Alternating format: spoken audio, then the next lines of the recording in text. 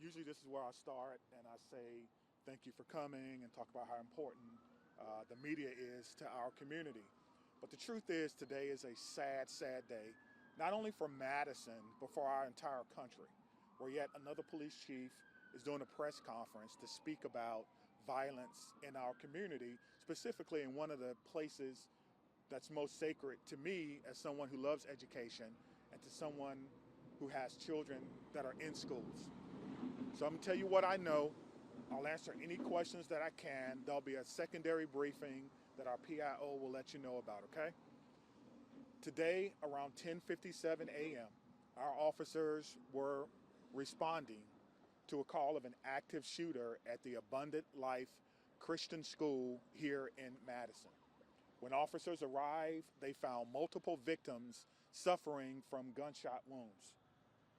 We train on this almost quarterly. The last time we trained on this as commanders was approximately 2 weeks ago. The protocols are simple: stop the killing, stop the dying, find out who's doing this. And the officers did that, and they did that adamantly. We had officers from around the county and around the state that came in support of this particular incident. Officers located a juvenile who they believe was responsible for this deceased in the building.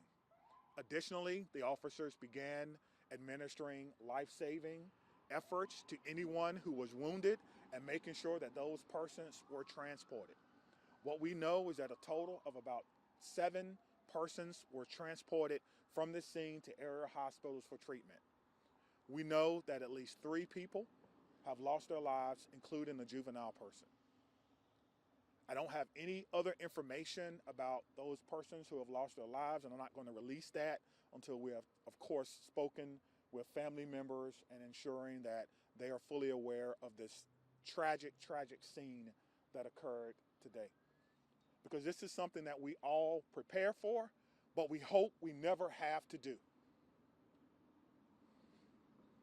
As you can see, we have a unification center that was immediately set up where parents and guardians and loved ones and grandparents wanted to get information about their loved ones, and we wanted to make sure that they were unified immediately. So we were doing more than one thing at one time.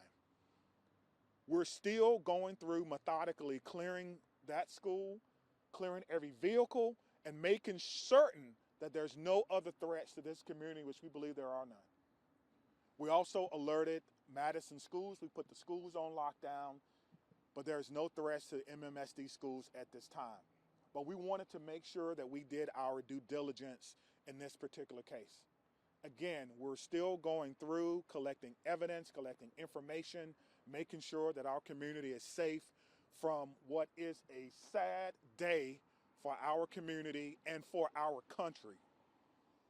And we have to do a little bit better.